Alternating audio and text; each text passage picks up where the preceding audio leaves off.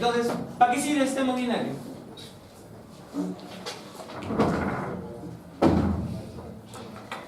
Para filtrar la sangre. Eso también lo hace el vaso. ¿Para orinar? ¿Para orinar? Para excretar. Excretar desecho. ¿Ah? Excretar desecho. ¿Para esta qué cosa? Excretar desecho. Excretar No desecho. se supone. Bueno, la verdad, este urinario tiene varias funciones. Una de ellas probablemente sea la más conocida por todos ustedes, que es la de producir orina, ¿no? La orina se produce en ese sistema, pero hay muchas funciones adicionales que están vinculadas. A ver, revisaremos algunas de ellas a modo simplemente de recordar, porque eso lo van a ver mucho en fisiología. A ver. Ese sistema urinario tiene dos componentes: los riñones y las vías urinarias, ¿no? Hoy vamos a estudiar riñones y vías urinarias. Los riñones son un órgano par que se encuentran ubicados en la región lumbar, son dos, son retroperitoneales, tienen forma de habichuela, bueno, en realidad tienen la forma de un frijol, ¿no? O de un payar, si quieren ser un poco más así, estéticamente cercanos a la forma del riñón. Son ricos a la parrilla, en salsa de vino, ¿no? Riñones albinos, son sabrosos. ¿No comido riñones? ¿No comido riñones? Sí. Claro, riñones a la parrilla, riñones de cordero, bueno, en fin. Y las vías urinarias son los que se encargan de conducir la orina hasta que ésta va a ser eliminada al exterior. Están formadas por los cálices mayores, por los menores, mayores, la pelvis, el uréter, la vejiga y finalmente la uretra, ¿no? Ellas se encargan solamente de conducir la orina que produce el riñón. El sistema urinario tiene como primera función la que mencionaron todos ustedes, ¿no? Dice, excreción de productos finales del metabolismo de sustancias extrañas. ¿Qué es un producto final del metabolismo? ¿A qué se refiere con eso? Estamos ocupados en clase. ¿Qué es un producto final del metabolismo?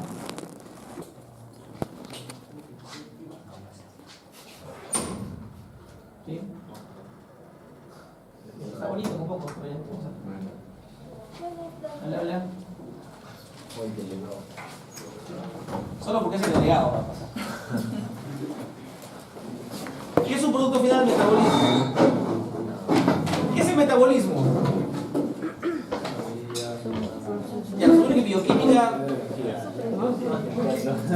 Voy a decir a los dos pasos, lo siento mucho, los alumnos dicen que lo quieren, pero no dan mucha huella. ¿Qué es metabolismo?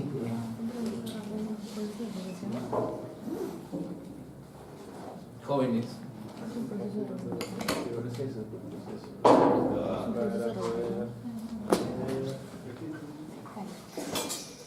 ¿En serio? ¿Qué entienden por metabolismo? Es la degradación y síntesis de como el anabolismo y el catabolismo. Ya, el metabolismo es la suma de anabolismo y catabolismo, está bien. Ese es el metabolismo. Pero el metabolismo en realidad son todas las reacciones químicas que se producen en el organismo, todas se conocen como metabolismo. Ya sean para generar cosas, como el anabolismo, o como para degradar cosas, como el catabolismo. Todas ellas son metabolismo, ¿ya? Por lo tanto, en estos procesos metabólicos hay componentes que entran y componentes que salen, ¿no? Es un proceso.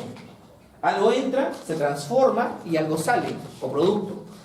Normalmente aquellas reacciones que degradan producen algunos componentes que no nos sirven para nada.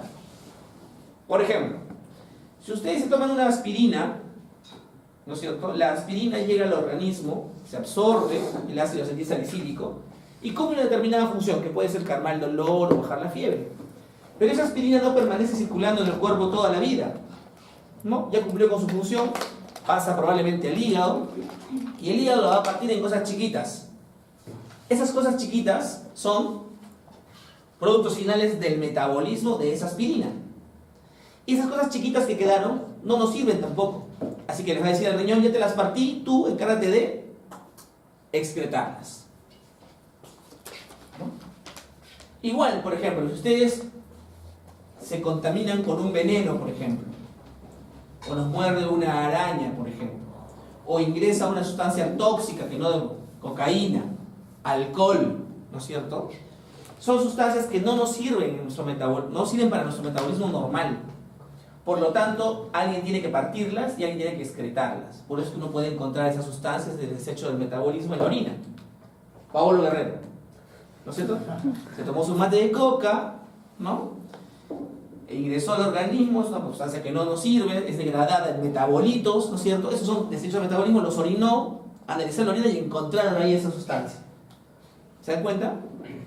Todo aquello que no nos sirve o que es producto de la degradación de una vía metabólica regular y que no nos sirve es eliminado por el riñón. Trabaja de la mano con el hígado, porque el hígado muchas veces que se encarga de partir y el riñón se encarga de excretar. Otra función, el manejo del agua, pues. Como no se han dado cuenta ustedes que cuando se sientan con las chelas, ¿no es cierto? Primera chela, segunda chela, tercera chela, van y orinan, ¿no? ¿Y para qué orinan la primera vez? Ahí se abre el caño, ¿no? Cada chela están orinando, ¿no? ¿Por qué? Porque es una carga hídrica, un volumen de agua con el que no están acostumbrados a lidiar, es demasiado, porque vas a tomar unas, toman 2, 3, 16, 24 cervezas, ¿no? Hay que eliminar esa agua. Y esa agua nunca va sola, el agua nunca se elimina sola, nunca se maneja sola, va siempre con sodio, potasio, ¿no? O sea, va con los electrolitos vinculados. De la mano, el riñón también tiene que ver con el manejo del equilibrio de ácidos y de bases, ¿no? El manejo del pH. Entonces hay dos funciones importantísimas, entonces, la de la excreción y la de la hemostasia del agua y electrolitos. Además, es en el riñón donde se da el control fino de la presión arterial. Es el riñón quien controla la presión de la sangre en las arterias, y durante la clase vamos a intentar explicar eso. Ya, a mí me decía, cuando uno lee y entiende es fácil, ¿no? O sea, lees 2 o 3 veces y entiendes un concepto. El problema está en hacer entender a los demás ese concepto, cuando quieres explicarlo, eso me llama el profe. Entonces, explicar esto del manejo de la presión es medio complejo, así que haré mi esfuerzo, ojalá que alguno de ustedes lo capte. Si no, léanme 2 o 3 veces. Muy bien, pero los riñones o el sistema urinario, para cumplir con su función, necesita una condición indispensable. Y esa condición indispensable se llama perfusión abundante. ¿Qué entienden por perfusión abundante? O regular, o adecuada. Significa que al riñón no puede faltarle irrigación sanguínea. No puede faltarle. Y es más, esa irrigación sanguínea que llega a través de una arteria al riñón tiene que llegar con cierta fuerza, porque si no el riñón no va a poder cumplir con su trabajo. Tiene que llegar la sangre con una adecuada presión arterial al riñón. Si la sangre no llega con una determinada presión, probablemente nada va a pasar, no se va a formar orina, ¿no? Es como cuando ustedes ponen la papa en el prensapapa, si no apretan fuerte, no sale el puré. Tienen que dar una fuerza adecuada para que el puré pueda producirse. Igual, la sangre llega al riñón, pero para que se produzca la orina, la sangre tiene que llegar con una fuerza adecuada, con una presión arterial adecuada. Por eso, una de las principales complicaciones del riñón es cuando hay baja de la perfusión, cuando hay una caída de la presión arterial, cuando no hay sangre que llegue con fuerza al riñón, el riñón sufre y se muere. Pues una baja perfusión renal puede causar daño renal, incluso daño renal permanente. Es importante esta condición. Sin esta condición no hay función renal. Miren, eso es importante. La sangre llega al riñón por la arteria renal y se filtra y produce orina. Esa es la chamba, ¿no? Llega la sangre, pasa por el riñón, sale la sangre, pero en el camino se produce orina. Y se producen más o menos de 140 a 180 litros de orina por día. Orina primaria, por día. Ah, pero yo no estoy orinando 180 litros al día, ¿no? Claro, pero el riñón sí produce esos 180 litros de orina por día. Todas las veces que la sangre pasa por el riñón en el día, sus 5 litros de sangre pasan tantas veces que se produce esa cantidad de orina primaria, la primera que se filtra. Saquen su cuenta, si los riñones no funcionaran, ¿qué pasaría con toda esa sangre que debió filtrarse? Pero ¿qué sucede con esa orina primaria? No se orina toda ella. El 99% de esta orina primaria que se filtra es reabsorbida por el mismo riñón. O sea, el riñón viene, la filtra y luego dice, ay, no quiero que te vayas. Lo reabsorbe. Filtra, reabsorbe, filtra, reabsorbe. Solo el 1% de esta orina es la que se elimina. 1% es 1.4 a 1.8 litros, ¿no? Es lo que sí ustedes van al baño y ¿no? Salvo que estén con la caja de chelas, ¿no? En un requerimiento basal de líquidos de nuestra alimentación, ¿cuánto es el requerimiento básico de agua por una persona? 2 litros. ¿Ah? 2 litros. ¿3 litros? ¿15 litros? Para que el metabolismo funcione, ¿cuál es el requerimiento mínimo de agua? 1,5 ¿Cuánto? litro y medio. Yo no tomo agua. Pero, a ver. Esa es una pregunta, un comentario así que pego la asociación, pero tiene de fondo. Pero, ¿tú comes el arroz graneado? Sí. Ya. A ver, intenta comer arroz crudo, no se puede. ¿No es cierto? Ya. Cuando tú graneas el arroz, lo que haces es hidratarlo. Come lechuga, ¿no es cierto? La lechuga es pura agua. O sea, el agua que ustedes incorporan al metabolismo no es necesariamente el agua que toman, no. Es el agua en todas sus formas. El churrasco, cada célula, cada fibra muscular tiene un montón de agua en su interior. O sea, uno incrementa líquidos en la dieta sin darse cuenta de que es agua. ¿Y cuál es el requerimiento básico para funcionar? Es 30 mililitros por kilo por día. O sea, no pueden decir, no, 1,5 litros, 2 litros, no aguanta. ¿Cuánto pesas? ¿No? Si pesas 80 kilos, necesitas 2 litros con 400 mililitros. Ay, doctor, yo no tomo 2 litros. Es que no tienes que tomarlos. En lo que comes hay agua. Y esa agua se incorpora al metabolismo. Entonces, más o menos uno filtra esta cantidad en ese rango por ese requerimiento metabólico basal y reabsorbe el 99% para orinar finalmente 1.4 o 1.8. Si uno tiene una recarga de líquidos, por ejemplo, se comieron 15 lechugas, entonces mucha más agua de lo normal, orinará más de 1.8 litros. Pero si uno no toma agua y es más, no come nada tampoco, es imposible que tú orines mucho. Orinarás 500, 400, va de la mano. Lo que entra y lo que sale, siempre va de la mano.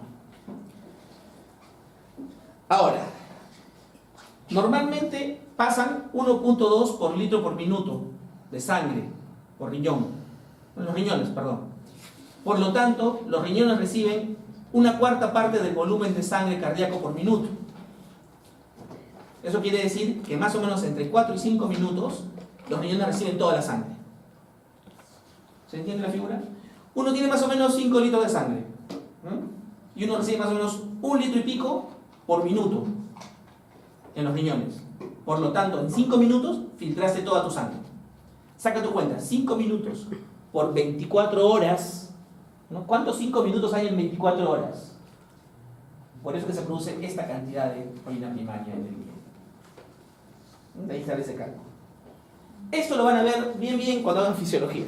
Yo les estoy presentando solamente una idea general de la chambaza que tienen esos órganos chiquitos y tan ricos a la parrilla, ¿no? La idea general. Muy bien. Ahora, histológicamente, el riñón es un órgano macizo, ¿no? Macizo. Por lo tanto, para estudiarlo tenemos que encontrar en el riñón dos componentes. Uno es el componente de estroma y un componente parenquimatoso. El estroma del riñón está formado primero por una cápsula que lo delimita. Pero es una cápsula formada de tejido conectivo denso que tiene la peculiaridad de no emitir trabéculas al interior del riñón.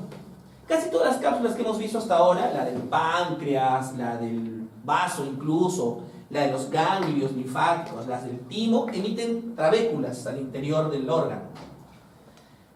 En cambio, la cápsula que mueve el riñón no emite trabéculas. Y cuando una cápsula no emite trabéculas, uno puede disecar la cápsula, sacarla. Por eso uno puede pelar los riñones. Si tuviese trabéculas, ustedes no podrían quitarle el pellejo al riñón, no podrían pelarlo, ¿no? Tiene una cápsula de tejido conectivo denso, pero sin trabéculas.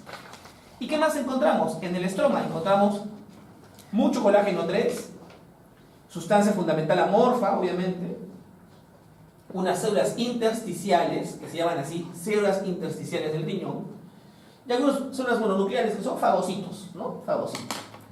Ese es estroma. El chiste está en el parénquima. Y aquí sí comienza un poco a hablarse en alemán, porque el parénquima tiene dos regiones. Una región periférica del riñón, que se llama corteza renal, y una región central, que se llama médula renal. O sea, la corteza y la médula. Y es más, en la corteza encontramos algunos elementos que se conocen como rayos medulares. Ojo, son de corteza, pero se llaman rayos medulares, porque vienen desde la médula, rayos medulares. Y encontramos el laberinto cortical. Y en la médula encontramos las pirámides renales y las columnas renales. Y es más, en los rayos medulares y el laberinto cortical se corresponden con ciertas regiones especiales, histológicas, del riñón. Y las pirámides y las columnas también se corresponden con ciertas unidades histológicas importantes del riñón, que ustedes tienen que manejar con bastante fluidez. Acá aparece el alemán. Ahorita que veamos un esquema se van a dar cuenta a qué me refiero. Entonces ya saben, estroma, parénquima, corteza, médula, cada una con sus segmentos y sus componentes. ¿Cuál es la unidad funcional del riñón? Ya, se van a olvidar de eso, ¿ya? ¿Quién les ha dicho que la nefrona es la unidad funcional del riñón? ¿Ah? ¿Quién qué? Sepu. Ya, está bien, para Sepu, pero todavía no hay estudios de medicina, ¿no? ¿Quién? No, ahora te lo voy a explicar. Mucho para aprender. Ya, entonces, hay una zona del riñón, que hemos visto, que se llama seno renal o ilio renal. El seno o el ilio renal es la región por donde ingresa la arteria renal, esta que tiene que llevar la perfusión adecuada. Sale la vena renal y también sale la vía urinaria. Acá está la pelvis, comienza el uretra, sale la vía urinaria. Esta región se llama seno renal. Encontramos entonces ahí los cálices menores, los cálices mayores, la pelvis renal, encontramos la arteria renal que se empieza a partir, la vena renal, pero en esta zona también va a haber vasos linfáticos, va a haber algunos nervios y alguna grasita, tejido adiposo. Eso encontramos en el ilio renal o seno renal. Acá tenemos un riñón listo para ser puesto a la parrilla, tengo una obsesión con los riñones a la parrilla, en el que se puede observar el riñón desde el punto de vista anatómico, ¿no? Se ve un riñón partido a la mitad, expuesto de esta manera. Esta zona de acá es el ilio, ¿no es cierto? El ilio, y se ve la pelvis, se ven los cálices menores, los cálices mayores, menores y mayores. Se ve el parénquima, en el que se nota esta zona que es la corteza renal, esta zona de acá es la médula renal. Anatómicamente se pueden ver las pirámides en la médula, una pirámide, otra pirámide, otra pirámide. Entre pirámide y pirámide vemos las columnas, ¿no?, renales. Entre pirámide y pirámide, las columnas renales. Y acá en la corteza yo no puedo ver los rayos medulares ni el laberinto cortical. No se ve porque eso es histológico, tiene que verse al microscopio. Y acá el microscopio, otra vez para que vean el riñón, ustedes pueden ver acá el ilio, ¿no?, el ilio, la corteza y la médula. En la médula veo las pirámides, pirámide, pirámide, pirámide, pirámide. Las columnas, columna, columna, columna. Y en la corteza, la verdad es que no puedo ver los rayos, ni puedo ver el laberinto, pero cada columna se continúa con un rayo, ¿no? Y entre rayo y rayo está el laberinto cortical. En la base de cada pirámide es laberinto cortical. Otra vez, para que vean, cáliz menor, cáliz mayor, pelvis, uréter, arteria renal, vena renal, etc. Pirámide, pirámide, columna, columna, columna. Otra vez. Acá sería bueno que fijen cómo la arteria renal, esa que requiere perfundir fuertemente, entra al riñón y se parte. Se ramifica, se ramifica, se ramifica, se ramifica mucho hasta llegar a la corteza. Y esa es la corteza donde están las ramas más finas de la arteria renal. Prácticamente arteriolas. ¿Ya? Arteriolas. En la corteza. Y de ahí empiezan a formarse las venas.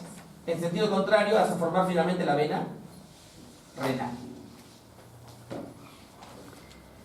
Otra vez, para que vean que hemos inyectado colorante a la arteria renal, para que se dibuje cómo es que ella se ramifica, ramifica hasta llegar a la corteza, donde están las ramas más finitas, las arteriolas, ¿no?, renales. Bueno, es una imagen histológica de la médula. Ya, esta es la unidad funcional del riñón.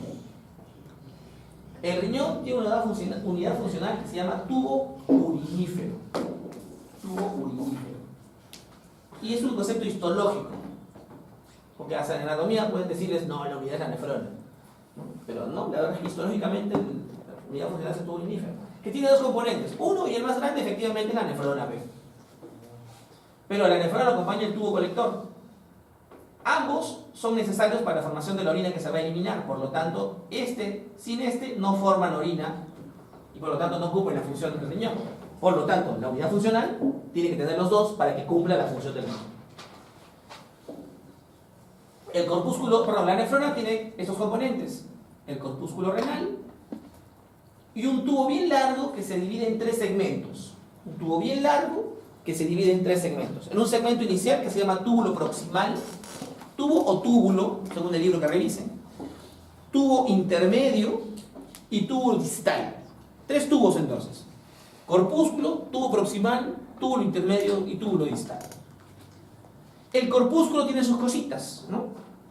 ¿Qué tiene? Al glomérulo y una cápsula que envuelve al glomérulo, que se llama cápsula de Bowman. Bowman se metió mucho, ¿no? Ya lo hemos visto. ¿Dónde hemos visto a Bowman antes?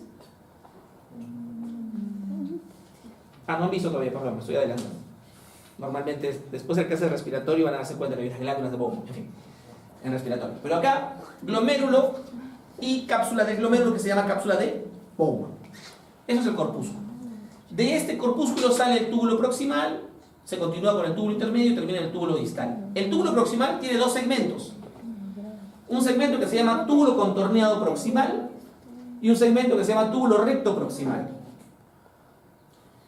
El túbulo intermedio tiene 2 segmentos también: segmento descendente y segmento ascendente.